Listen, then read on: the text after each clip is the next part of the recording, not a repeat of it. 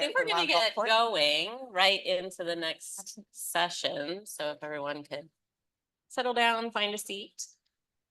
I'm Gina Smith. I'm with the Critical Path for Alpha-1 Antitrypsin Deficiency Consortium, a newer consortium that launched this year at CPAC.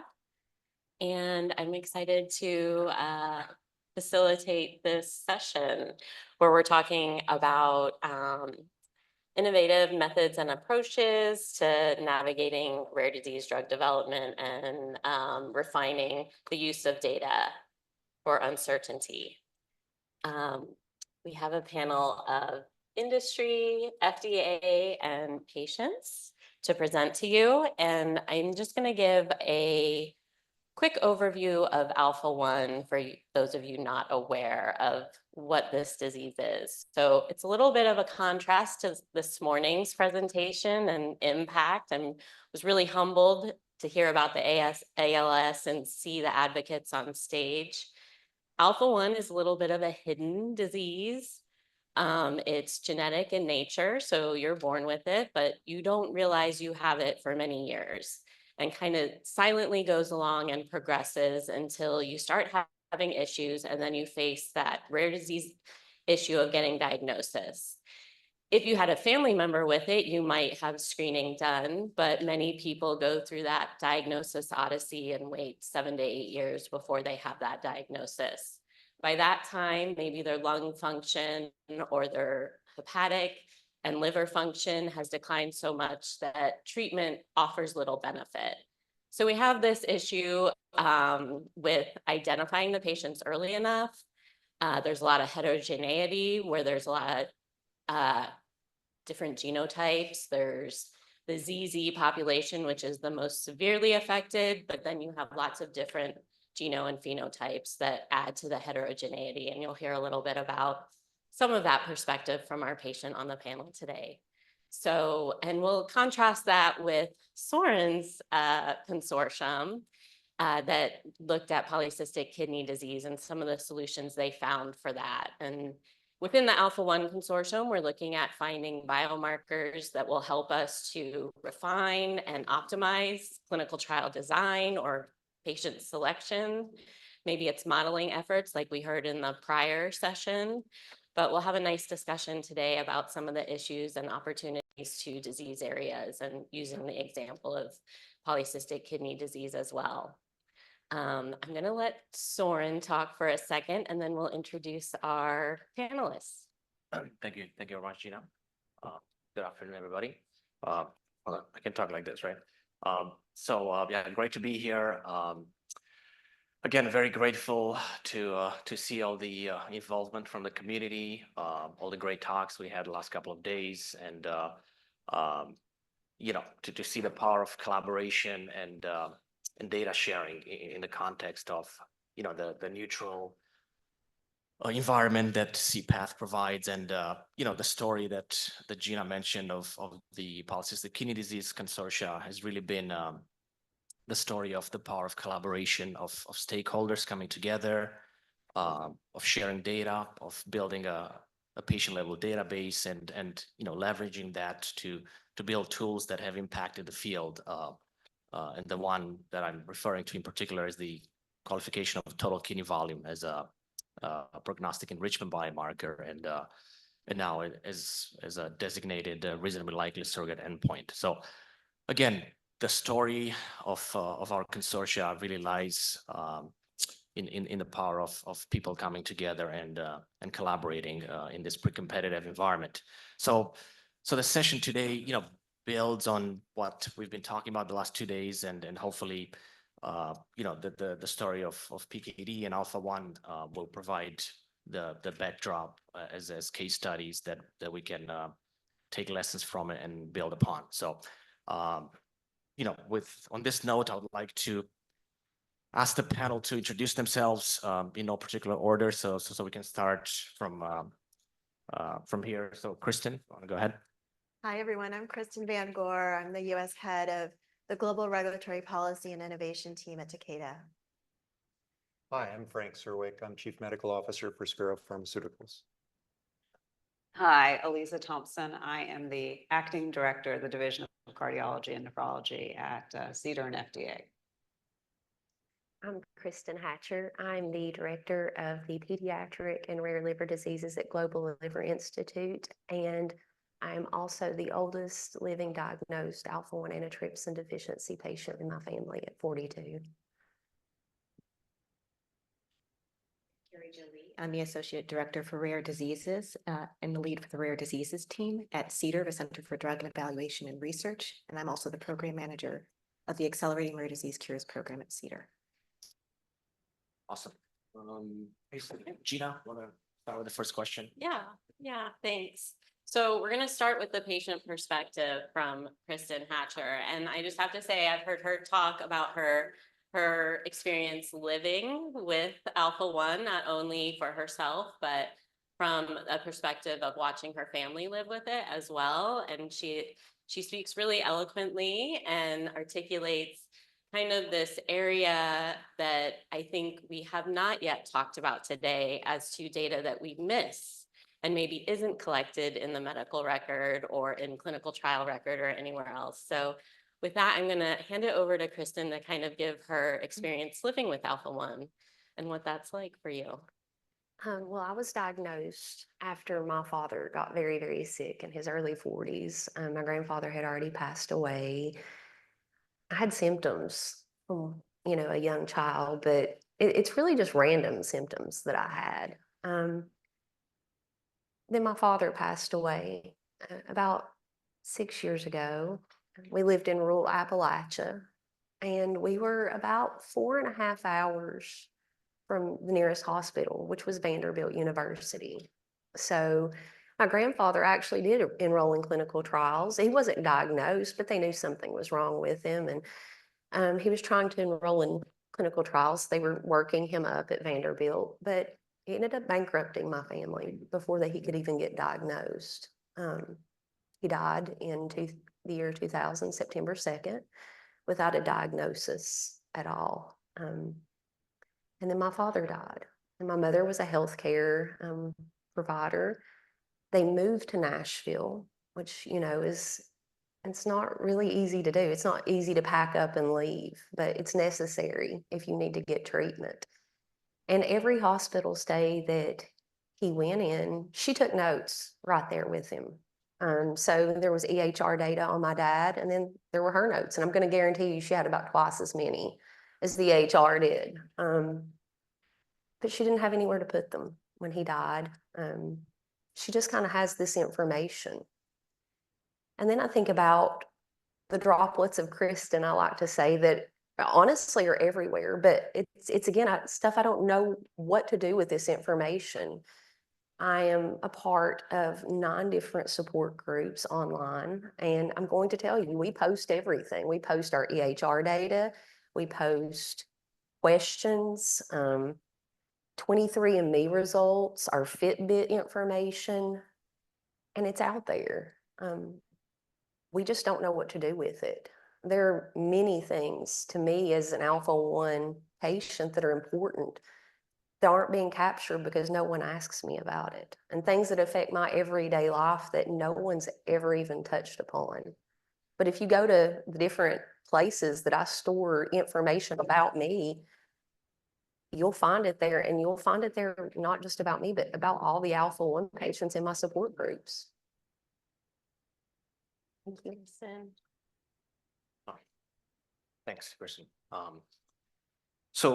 Switching to polycystic kidney disease, this is for Aliza and Frank, and if anybody wants to chime in after.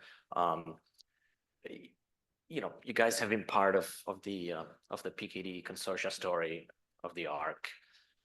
So my question is, how did the TKV qualification and the subsequent efforts that we have been involved in, building new models, new tools, how has that and how is that impacting the field?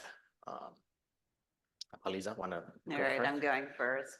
So maybe just to draw some parallels, I think, to sort of the opening comments we heard here in terms of ADPKD as a disease.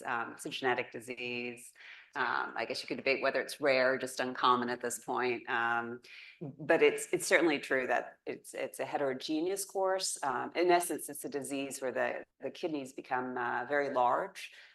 They get filled with these fluid-filled cysts, and really over decades, people progress to kidney failure. And so we really needed sort of tools to help us figure out, at least for the purpose of clinical trials, who to enroll in our trials, who were these people who were going to be at high risk of progression. And ultimately as well, it's a space where you're not going to be able to look at the hard outcome in a feasible trial. So we really needed a better toolkit. And I think for a long time, obviously the size of the kidney, the total kidney volume, it had just tremendous plausibility, both as a way to enrich our trials, but also potentially as an endpoint. But really what hindered us in terms of advancing drug development in the space was really the lack of a quantitative understanding. Both, if we were going to use it as an enrichment factor in the trials, what will we gain, how much will we gain, right? And thinking about it not just as it's a kidney size above some parameter, but actually thinking about it as a more continuous variable, so that sponsors could perhaps, use different thresholds for TKV in their trials and really understand the implications for how many people they need to screen and how big the population was out there. So I think the qualification was really is the first step in this. And again, as Sorin noted, the qualification was about use as a prognostic biomarker, as an enrichment tool. And I think it was, again, critical because it really gave us this quantitative understanding by bringing together all these various sources of data and using them to develop, sort of a model. And I think, really that same understanding of the quantitative relationship is what we need now and what we rely upon when we talk about using it as a basis for accelerated approval. It's not enough just to show that your treatment has affected what we call a reasonably likely surrogate, but you have to have confidence that you can design that other part of the study that will actually confirm the clinical benefit. And to do that, you really need to have a good quantitative understanding of how changes in your reasonably likely surrogate, how they're going to relate to changes in that endpoint you're using in a trial. So I think it was critical. And I'm excited as well about the work that because of how CPAP is set up, because of how the data have been shared, it's not just you use the data once and you develop a model and you walk away, right? I mean, we're always learning, we're always refining our tools. And so I think it's excellent that, we moved from a space where, the initial qualification to now, a clinical trial simulator. And, obviously, even when you think about something like that, there are phases to its development. First, can we use it to do this? And then will we be able to use it to do other things? And so I'm going to turn it over to Frank. And by the way, Frank and I have known each other for many, many years. I remember sitting across the table from Frank when he was at Otsuka, and they were actually developing the first therapy that was ever approved for the treatment of autosomal dominant polycystic kidney disease. Yes, we've known each other a long time. I'll give a little bit of the industry perspective because I think it's really important to appreciate that were it not for the efforts in this case of the NIH starting a program called CRISP, which was a natural history study designed with several hundred patients prior to the manifestation of any real clinical outcomes. They couldn't have hypertension, they couldn't have renal insufficiency at the time of entry, but the plan was to follow them for many years and monitor kidney volume, monitor several other parameters, and begin gathering data that would be important for the patients with this disease. And it was the patients that motivated it. The PKD Foundation was very strong in supporting research that mattered, and they thought this would be, an important point that mattered. So I think probably the most important point is, were that not done already? Because the results, the first results that were presented were 3-year results of this natural history study. At the same meeting that I learned that our drug might actually be beneficial in rodent models of this disease, it would never have gotten done. It would never have gotten approved by the board. They were looking for some evidence that there was a regulatory path, that there was a scientific path forward. And having those data even though they weren't shared initially because they were waiting for publication. I took a snapshot of one of the posters. We could use that data to say, look, if we could enrich for these types of patients, we are more likely to see outcomes in a relatively short time. We got approval for a 3-year study. So we actually ended up enrolling over 1,400 rare patients in a pivotal study for 3 years to monitor not only their kidney volume, which at that point wasn't accepted because it was still being tested, as well as other parameters. And I'd have to say early on, CPATH was critical in helping to bring together FDA, NIH, who hadn't been collaborating up to that point. I think we needed to have an open IND for PKD to do that. At several meetings that developed the PKD consortium. And we realized it was a big hurdle. It would take a long time to get this biomarker approved, even as a prognostic tool, but we were already on our way. And it was the collaboration of NIH, of FDA, of industry, and most importantly of the patients and the foundation, I think, to really give us that impetus to move forward. And that impetus was not just for us. I think there were other pharma companies that were interested. They had, unfortunately, unsuccessful trials, which we also learned from. But at the end of the day, it has encouraged other companies, small and large, to explore this rare disease as a potential indication that could be pursued because it was practical and there was a pathway. And I think that's probably one of the most important aspects of doing this kind of work early. And the other point I think that's critical is their goal was understanding the disease before it manifested, which really wasn't that helpful in some cases, but ended up being helpful because you needed something that was predictive early in the disease to catch the patients that were just at that cusp of beginning to have renal impairment and developing renal insufficiency for us to be able to design programs that actually eventually prove that. So thanks, Yeah. thanks, man. I think that's a really good segue to Kristen Van Gore and just the momentum we have with 25 years since an approved therapy for alpha-1, but a lot of research, a lot of natural history, registry information, clinical trial data, and this momentum that's been built up through this new launching consortium at CPATH. And just maybe you could talk a little bit about what this unification of the community means to you and what you hope to see from it and what we hope to gain. Yeah, definitely. So we're at a really exciting point because we've been working on this for a year and a half, 2 years now, and it's starting to be tangible, it's starting to be real. So we're now at the point where we know the data sets that are out there. We're actively talking about how to start to bring them in-house to CPATH and integrating them in a way that hasn't been done before. So, you know, my team on the drug development side is very excited about this.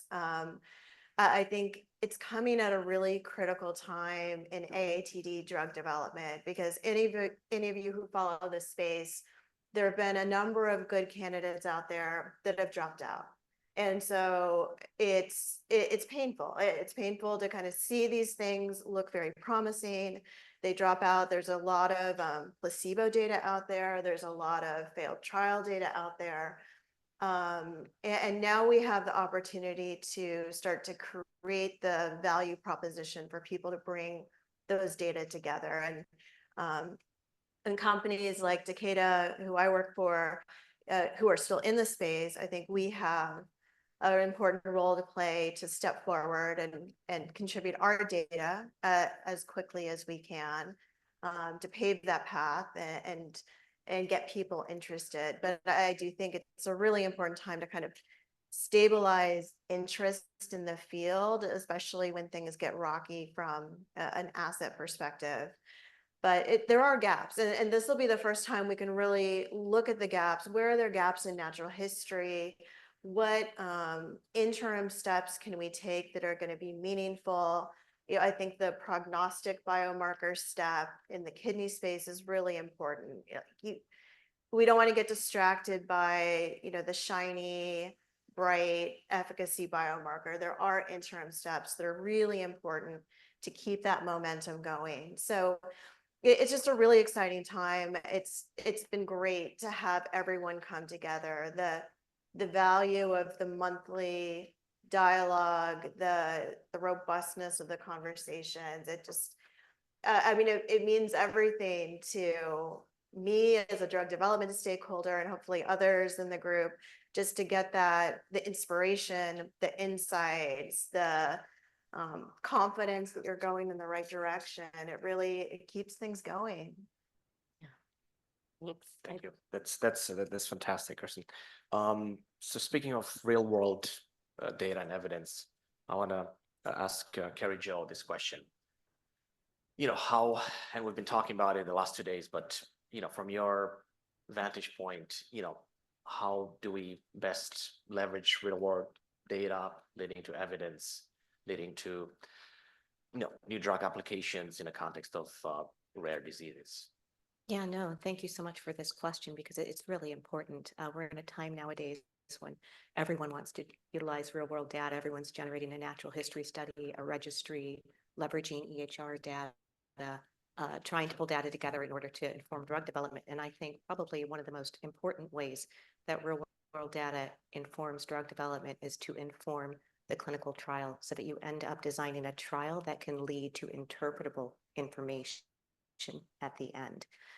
In rare diseases in particular, we don't often see discrete phases of drug development where you're learning from the phase before in order to refine the next trial. You also don't have enough patients to just do it over.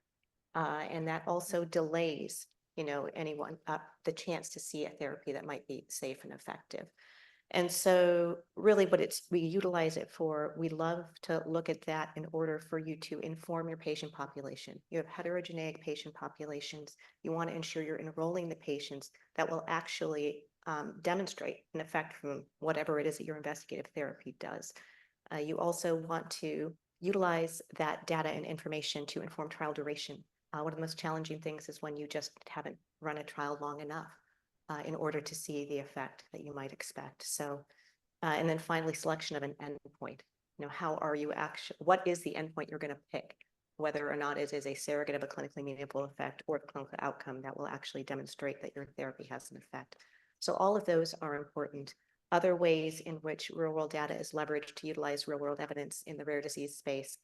Most of our trials are one adequate and well-controlled trial plus confirmatory evidence. That confirmatory evidence can be from robust real world data, such as natural history studies, and et cetera. So that's another important leveraging of that data. But of course, all of this relies on the data being of high quality, being reliable, being complete, and also sort of thinking about how you limit missing data, because that can really be a complication towards the end. So all of those are things you have to think about on the outset, because the data you utilize is only, what you get out of it is only as good as what you put into it. And so I think that's where I'll stop. That's fantastic. There you go. So I like these two indications together because we in the Alpha-1 Consortium, we're definitely bringing in imaging data to look at prognostic biomarker potential for hepatic and pulmonary disease. But we have this issue of not identifying patients early enough in their disease process. So we can't see the change over a period of time. They've kind of plateaued out. We don't see them improving. We need to identify them earlier. But the secondary, softer side of this real world data, this experience living with the disease and how we can bring in this qualitative or subjective data is of interest to us to see how we can kind of, to the point of this talk today, is how to build data to manage uncertainty. So how can we triangulate that in to kind of build up the case, and how can regulators look at that in a risk benefit type scenario? So I just want to present to the whole panelists on kind of how you see this experience living with these diseases, how you layer that in, how we can collect that data, how we can quantify it. And I think you each may have a little different perspective, from a patient perspective to regulator and industry. So whoever wants to jump in and start it off, we'll kind of present it to you all. I'll go. Okay. So this doesn't have as much to do with polycystic kidney disease as it does the diseases I'm studying now, which is Cushing's disease, an excess of cortisol. When that can be effectively treated, and surgery is the number one treatment because most of it is caused by tumors unless we cause it iatrogenically. Patients feel lousy. So you're hoping to make them feel better, but you end up making them feel lousy first. And that has made its way into a draft guidance from the agency talking about, well, you can monitor efficacy, but also watch out for adrenal insufficiency because treatments that are too effective or too effective quickly first make you feel bad, but can also kill you if it's absolute adrenal insufficiency. So one of the things I'm hoping to be able to do in the next year or so is look at real world data, look at the published literature, but also try to organize some sort of consortium with patients who already have adrenal insufficiency from other causes, or patients from the Cushing's Support and Research Foundation to begin to collect information from the various registries, including the NORD registry that Cushing's is beginning to work on, to better understand what are the signs and symptoms of early insufficiency, how do you test for it, how do you monitor for it, and incorporate that into the trial so that we look at that other side using real world data to sort of help support safety and also comply with the guidances that we have. So I know it's different and it's not a genetic disease, but it's still applicable. But I think, Kristen, do you want to comment on some approaches Takeda's taking? with Yeah, them? I can definitely share. I'll share first in the AATD space. So, one of the challenging things that we've faced for our trial is getting it enrolled and retaining people. So there's a high burden on patients to participate. We knew that going in, but it was really important to understand exactly what was going on when people were coming in for screening, when they were deciding to be in the trial and then potentially deciding to drop out. And so we did a series of qualitative and quantitative interviews and focus groups to really understand the patient experience in our trials. And we presented those data alongside the scientific arguments to FDA to paint the full picture of what needed to happen or what needed to change with the protocol to make this study viable. And so that's just one example of how we use patient experience data. We've had other really amazing examples. We have one approved drug that initially was not approved. There was a scientific disagreement regarding clinical meaningfulness of the change that we saw. And it was in digging into what mattered most to patients that ultimately changed the benefit risk assessment for that drug. And so that was, a very meaningful way to bring the patient voice into those discussions. And at every step, the regulators were very open to hearing it. I think the other thing that's important about that example is, you can imagine when you're coming off a non-approval and trying again, it could potentially be very contentious. But by taking the patient focus and putting that at the center of what we were trying to do, it became a very collaborative dialogue. And so you can really, you can work together because it can get reunited on that shared purpose. So we do it end to end. I mean, we do it during trial design, we do it, we submit patient experience data in our marketing applications. That's throughout what we do day to day. It's kind of that comment this morning, being aware and mindful from the outset and layering it in. Any comment from regulators on how you've seen it used or used it or? Yeah, sure. I mean, I would say in the rare disease space, uncertainty is definitely something that we're used to dealing with in these programs. There's particularly given the smaller populations and the heterogeneity often of these patient groups. And so that's why it's so important that this data be collected and collected well and utilized as much as we can to inform the patient experience. I will also note that some of the data is not always subjective. right? So if you're doing your natural history studies or your registries or you're looking at EHR data, there's great objective data in there as well. And in fact, it's very important, I think, to mine that data as well when you have objective outcomes, because that can be particularly helpful if you're utilizing, a well-described natural history as an external control, or other areas where you sort of want to mitigate subjectivity of an outcome. Kristen, do you want to add anything to the I mean, conversation? I think the best way you're going to get data is going to the patient where they're comfortable and that's home. And if you're talking about filling clinical trials and you're asking really, truly like why my dad dropped out of a clinical trial, it's very embarrassing for a grown man that has a lot of dignity to say, because I couldn't make it to the bathroom in the hospital. Not only was it difficult to make it to the clinical trial site that was only 30 minutes away, when I get there, I can't even make it to the bathroom. So my dignity's gone from the get-go. So I think meeting patients where they are without making them lose their dignity along the way to have to ask for it would be a really great start. Lisa?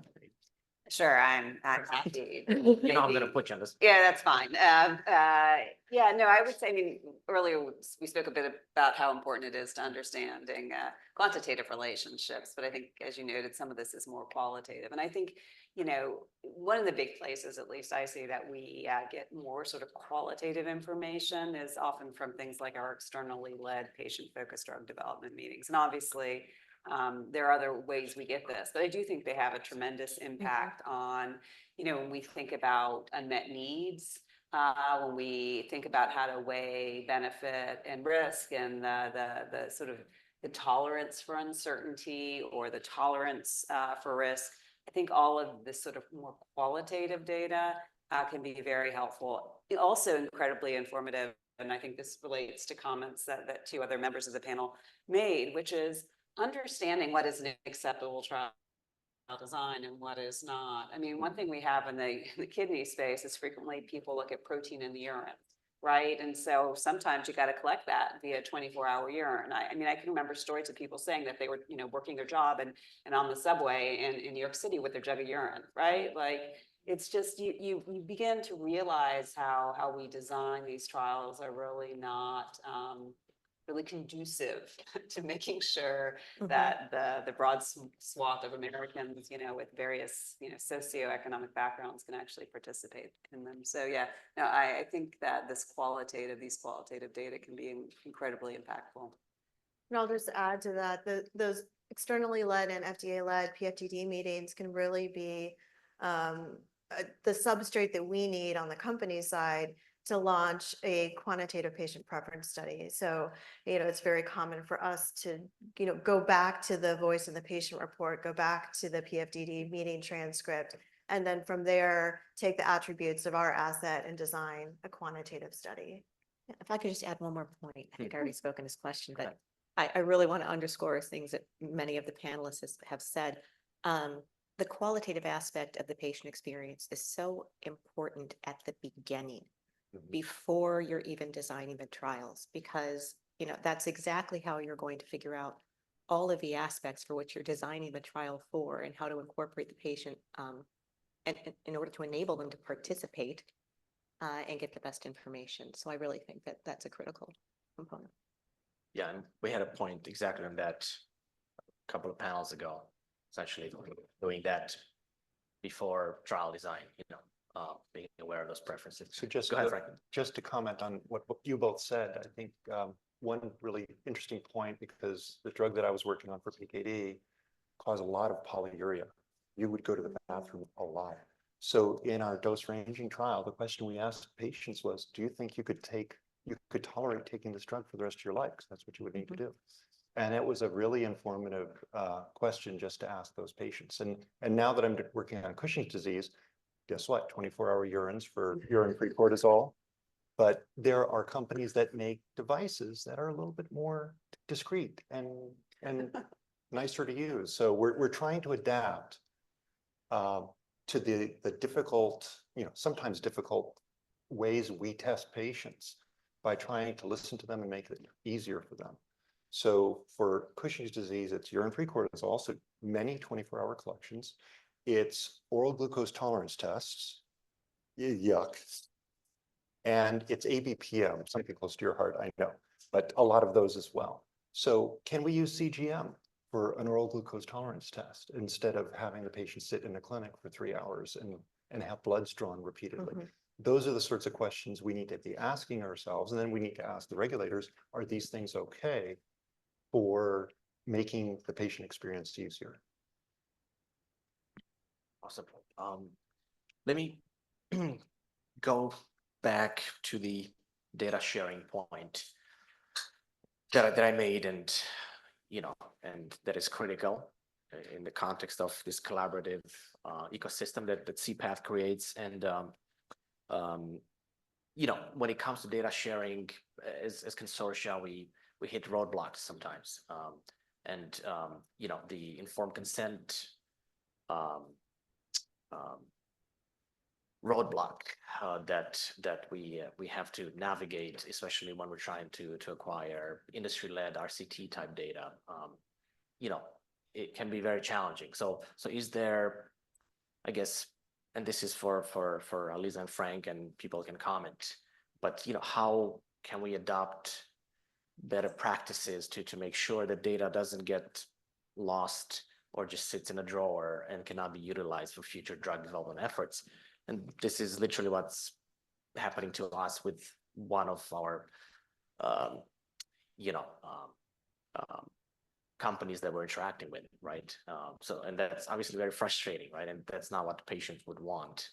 So what is your perspective on that? How can we be better at doing that? Right. So yeah, as Sorin noted, obviously, if we're going to actually utilize the data, we have to make sure we got the consent from the participant who participate in the trial to actually use their data for these other very important uses. And it sometimes has been an obstacle for us because we've discovered, or companies have told us, that actually how they wrote the informed consent form, it was not written in a way that would actually allow them to share the data. A few sort of comments about this, and Frank can speak to this better. I would hope that over time we're getting better about this. Whether we are, I don't know. To the extent that these informed consent forms aren't written in a way that enables the sharing of data, I don't know whether it's oversight on the part of companies or it's just not, it's something that they want to do, but they don't know how to do. I don't know whether there are other sort of larger issues from a legal standpoint that could, make it challenging for them to do this. I don't know, and Frank, hopefully you'll speak to this. I will say that often we get asked things, not just within the scope of an informed consent form, but just data sharing as a whole as sort of FDA. Why can't you give them a carrot or a stick to do this? Well, frankly, a carrot would take a law from Congress, which I don't know what law the Congress is going to do. In terms of the stick, I don't really have one. We don't have as regulators any sort of regulatory ability to force people to share data. But I think something that does come up is whether really patient advocacy groups and investigators in clinical trials, and even the people who participate in trials, whether maybe they could take a more active role in this. And by this I mean, when patient advocacy groups who often advertise the clinical trials, and to what extent they could advertise the fact or promote within the ICF the idea that this is a trial that's being done, a sponsor who's doing the study, who's committed to sharing the data, right? And the informed consent form is written in such a way. Certainly, investigators, when selecting among a number of trials that they're going to do at their site, could look at this issue as well, and maybe that should be a factor. And I would think as well that when people decide to participate in a trial, they should be well aware, or it should be made clear to them whether or not that this trial is one which is actually going to use their data, assuming they give their permission in a de-identified way to really advance drug development in space. And I can't speak for everyone, and I don't know if anyone on the panel wants to speak to this, but we often hear that when people participate in trials, they're not just doing it because they want to access to potentially a therapy that might help them, but they also frequently do it because they're They want to do more. They want to, it's altruistic in nature, that they want to contribute to sort of advances in the field that will help not just themselves, but really everyone who suffered from the disease. Awesome. Frank? I'm going to get myself in trouble with my original clinical manager for the program by sharing an anecdote that at that first clinical trial, when I actually sat at a dining table at a phase 1 site with patients and family members that were in the study, which I guess I'm not supposed to do. They shared why they were there, because they came from all over the country to one clinical center to spend a week doing clinical research with us. And it wasn't for themselves. It was for their kids. It was for their family members. It was all altruistic. And we don't have that in consents. We should have, or ICH maybe can give us some advice on how to put that into a consent to say, look, this is an optional clause. My data is free to share. That's my altruistic commitment. And if a patient is willing to sign that or check that box, no one should be able to stand in the way of those data being shared in an appropriate manner. You know, it's hiding behind laws like GPDR or HIPAA or other, you know, commitments that have been made that are constantly changing and society is constantly managing. If the patient themselves says, these data are for everyone, then we have to respect that. And that's the one thing that I haven't seen in an informed consent, and maybe I can work on that for our new programs, but I'd like to see the patient make an explicit commitment to say, these data are for sharing, don't stand in the way. Kristen Hatcher, you look like you're. I mean, we post everything on Facebook. You know, I just really do want to point that out. Like, you have my lab values, you have everything about me. How many times I belch a day? I mean, it's all on Facebook, and it's not just me. So I'm going to say we're not going to have any issues sharing our data. Yeah. And if I could just add, this is why it's really important that we have places to aggregate that data, right? So that we can find all of the data in one place, or if we can't find it in one place due to, you know, data fault A, B, C, D, E, and whatever else is going on, that data is interoperable, right? Maybe not on Facebook. We have, but we have to have ways for the systems to be able to aggregate the data so that we can get the most informed data possible. Okay, I'm gonna pivot a little bit. So in the rare disease space, and I realize polycystic kidney disease and alpha-1 are arguably maybe not so rare. Maybe screening is an issue for identifying these patients. And so in the rare disease space, we've often taken all comers. We say, keep your eligibility criteria very open. So whoever can be in the trial, we get as many patients as possible. Each data point's critical. But I think in light of active screening and more precision medicine approaches, hopefully being smarter about the knowledge we have about these diseases, I'm going to ask Kristen Van Gore kind of how do you feel these genetic screening programs may affect a precision approach or affect trial design, be smarter about, or how we can utilize that more appropriately? Yeah, so I feel very strongly, I'm a geneticist by training, so I will always say yes to genetic screening programs. I also, back in the day when I was at Biogen, worked on Spinraza, and we, years prior to the approval of that drug, did the work to get it on the RUSP. So the newborns in the US would be screened for SMA, and it takes a lot of time, it takes a lot of data, it takes commitment, even when things with your drug development program aren't going well, and but it's worth it in the end to get there. So yes, I think genetic screening programs can be very powerful. I think they also play a really important role in some of these silent diseases where people are not aware that they are carrying the gene.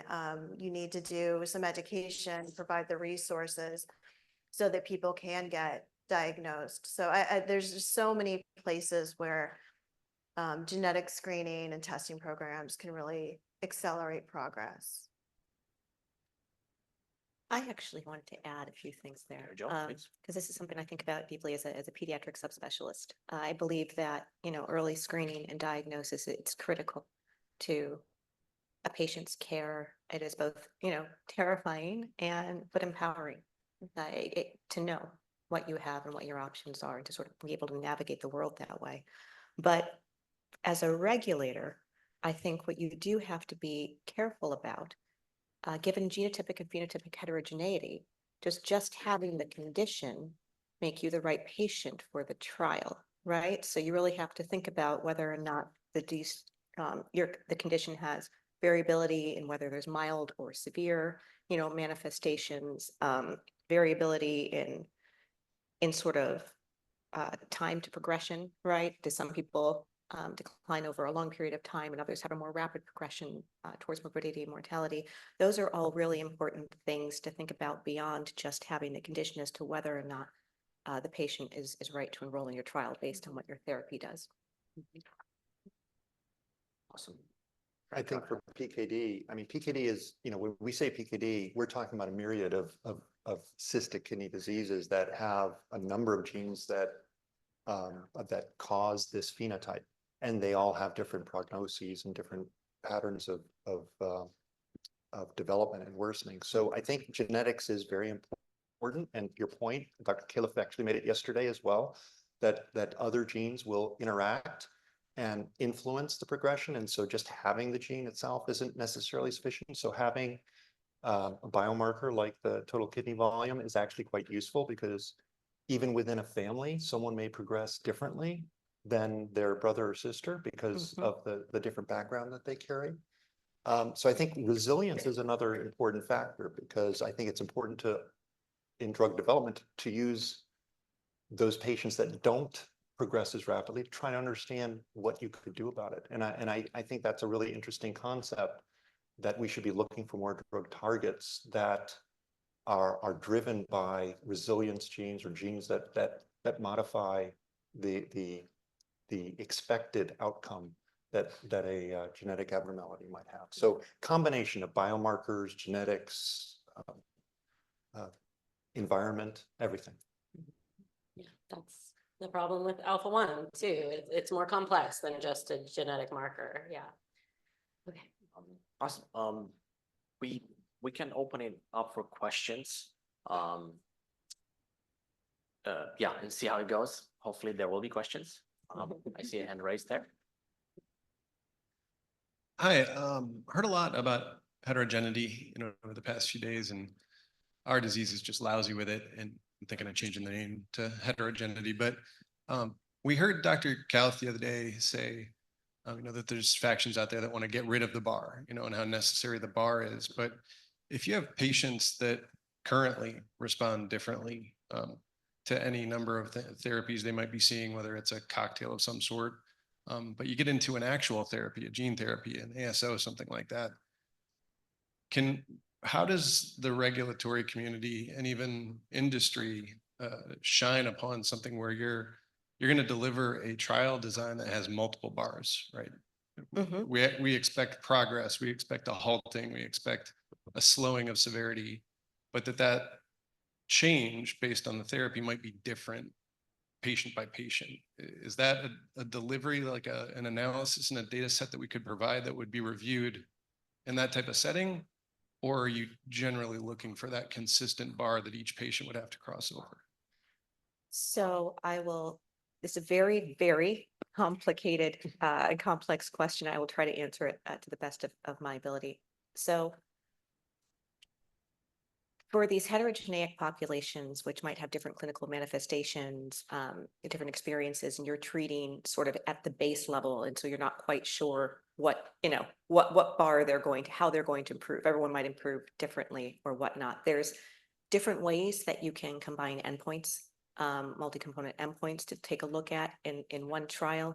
There's also different ways in which you can combine trials, like basket trials, like one population, things like that, in which you could try different therapies or or try or sort of follow different outcomes. So those are all things that are possible or have different populations, one therapy. Those are all different ways in which you can approach that. We do have guidance at the FDA on both of those. It does get complicated.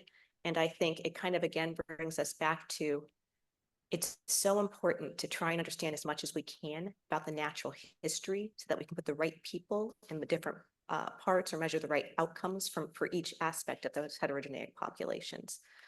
And so that's sort of what I would say. Lisa, you want to add anything, or we go to the Well, next? and Carrie Jo can speak to these issues better than I would say from what I've sometimes seen, because sometimes some of the discussion will revolve around what about for sort of symptoms where the actual symptom that's so bad for the patient, it can vary from one patient to another. I think one of the key issues here is often pre-specification, right? This can't be sort of a post hoc look at all of this. It's really about sort of laying out clearly in advance and having, at the start of the trial, understanding what the endpoint is going to be in that patient, or it's not post hoc. That's really the only thing I want to add. Cool. Luke, go ahead. A question about, I think the point kept raised early about that there's a lot more that the patients talk about and think about and track than the clinicians do. So just curious, like for alpha-1 or maybe for any other diseases, what are the things that the clinicians should be asking about and tracking that they're currently not? Maybe that's kind of a difficult question to answer for clinicians, but I'm just curious.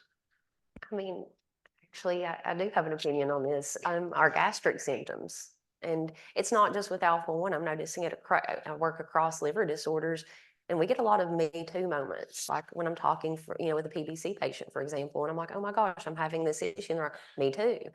What did your doctor say about it? My doctor didn't ask about it. So gastric issues would definitely be number one. And then sleeping would be number two for me, just to be honest. I want to weigh in a little bit here because I'm going to be a little PG-13. I think across the board in medicine, sexual health is not talked about. And for patients with rare disease, it's a huge impact on their life, on their caregiver relationship. And not many physicians will talk to you about your sex life and how that's going and how that impacts you. And it's a huge problem in the alpha-1 community and probably many rare disease communities and not so rare. So I think that alone is something that across the board is really lacking in understanding and documentation. And I think you just said the key word with the sex life, and I hate to bring this out, you said caregiver. And I'm not trying to be PG-13, but who wants to have sex with their caregiver? I mean, that's my husband. So, I mean, you kind of hit the nail on the head. Number one would be gastric, number two would be sleep, but yeah, that's a close third. Yeah. Next, any other questions? Go ahead. All right. Oh. Yeah, sorry. Yes. Go ahead. Okay. So Christian Hatcher, I wanted to say how powerful it was when you talked about dignity, and I think dignity is something we should put in our protocols. We should be thinking about that. And then Kristen Van Gore, my friend. I'm wondering about that experience you had where you went back and you did those patient surveys. What could you have done before the study in order to make sure that the protocol would allow for people to finish it? That was my question to you. And then Carrie Jo, is there a guidance or a publication on missingness? Like what are those things that regulators you can't miss so that we can make sure as we move forward, we have it. We're not going to be 100% complete, but we can at least have the key completeness. So that's my question to you. So Who wants to start? I'm happy to start if others are. In terms of, is there a guidance specifically on missingness? No, there is not. However, there is a suite of guidances on patient-focused drug development, which really go through sort of the aspects for, entry, exit interviews, what you should be collecting at each phase of the studies in order to inform drug development. So I think you can find them on the patient-focused drug development page at the FDA. So maybe I can go next. So in the example that I talked about, going back and trying to fix some of the enrollment retention challenges, I don't know that there's a lot we could have done upfront, mostly because the problematic areas were around safety monitoring. So those were things until we ran into the problem, realized the magnitude of the problem, and then also had some data to support relaxing those criteria. I don't know that there's much we could have done differently. So in that case, it's not a regret that we didn't do it earlier. It's just, at least we did it, once we were able to, and the regulators were open to the discussion. So, and we knew there's a good amount of data out there as far as burden on patients in AATD trials, the impact of liver biopsies, how many biopsies are tolerated by patients, like where you get past the never ever point. And so, some of those burdens going in, and that goes into the calculation of how hard it's going to be to run the study. And just talking about missingness for a moment, it's something near and dear to my heart. The latest guidances on assessing effectiveness do touch on it, and there is a very good treatise on it, I think from around 2010, that talks about different ways of not only handling missingness, but hopefully preventing it and pre-specifying how you would prevent it or how you would handle it, which is critically important. Awesome. Klaus, you wanted to say something? So.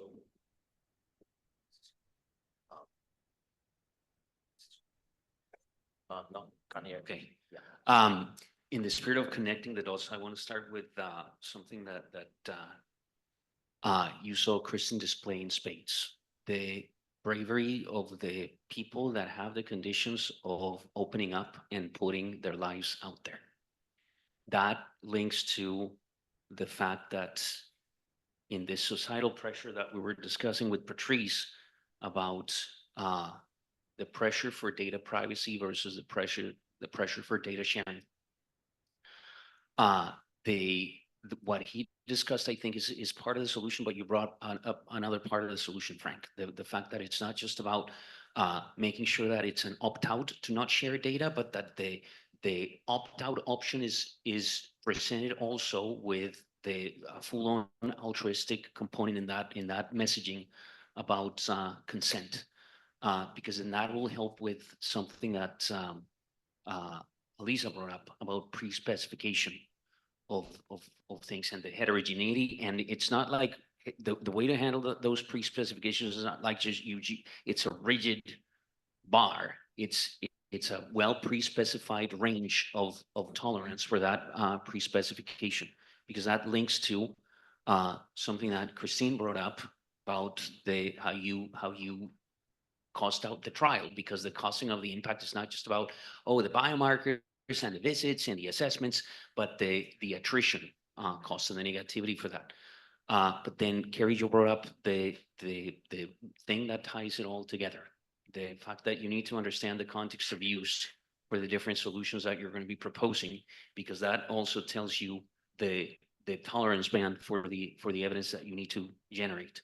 But the more important thing across all of these things is that this is one thing that I've captured for our meeting next year is a big handling of missingness, because we've seen that over 20 years, and how to model that, how to quantify that, how to handle that, all the myths and misconceptions that lie around missingness. And so thank you for highlighting that, because that's going to be a big component of our meeting next year. Awesome. Any more questions? I mean, we're almost out of time, so we can give you back. Oh, couple of questions there.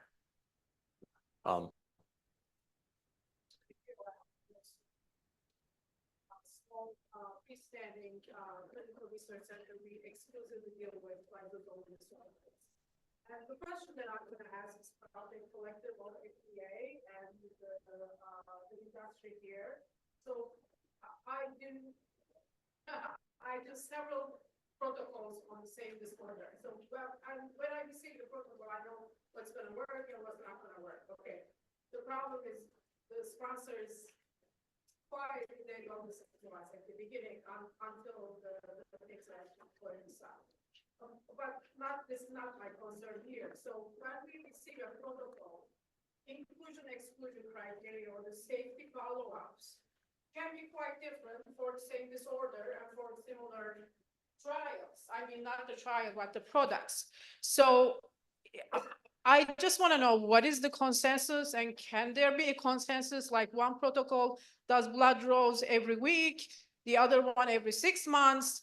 And obviously, we're talking about patient dignity and also, keeping the patient interested in the protocol. Nobody's interested to come to a site for every week blood draw. I mean, everybody's busy, this and that. On the other hand, every 6 months may be too far for a safety follow-up. Similarly, one protocol is like very stringent criteria for inclusion, exclusion. The other one for the same disorder or the same modality of treatment is whoever has the disorder almost can go into the protocol. So what is the, sweet spot for these? Keep the patients interested, because you guys want to follow the data and keep the data. Is that right? You don't want to let the patient to withdraw from the study. On the other hand, we want to have safety, profile to be established well. And similarly, inclusion, exclusion, what is the inclusion for the criteria? So we get the patients who are gonna not only benefit from the trial, but also that the sponsor will collect the correct data that is gonna actually lead to the proper drug development. And maybe I'll offer some comments, and then maybe Carrie Jo, you should as well. Just generally speaking, in terms of the nature of the safety monitoring, in terms of how frequent it needs to be, a lot of this depends on the stage of drug development you're in, right? Like, have you, are you still really? So we started very early phase 1-2 studies we're talking about, so we know basically nothing about it. Good. Yeah, so I think often in very early stage drug development, where we really don't have much of an understanding of the molecule, there is much more intensive safety monitoring, particularly focused on maybe things that we've seen in preclinical studies or based on a pharmacologic class. And so, yeah, it is true that really early in development, we do have more of that. And I think often we do need it, unfortunately. There may be sometimes we do go a bit overboard. The other thing I want to say is it's also going to be compound specific, right? Because some products, maybe you have an experience with the pharmacologic class and you have some insights, or you have preclinical data that look pretty clean, as opposed to other settings where you may have a product where the preclinical data suggests a fair amount of toxicity. So I don't think there's ever one size that fits all.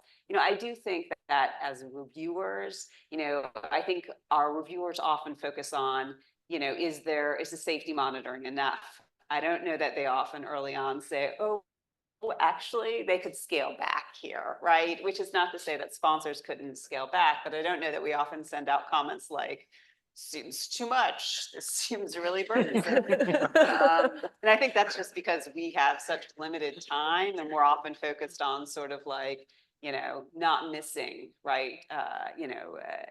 Making sure that we ensure that patients aren't placed at unreasonable risk. So that's just a comment about safety monitoring. I don't think it can be a one size fits all, but I do think everyone involved in the process, and unfortunately we probably don't do this enough, does need to look critically and sort of say, maybe this isn't needed, right? This is excessive here.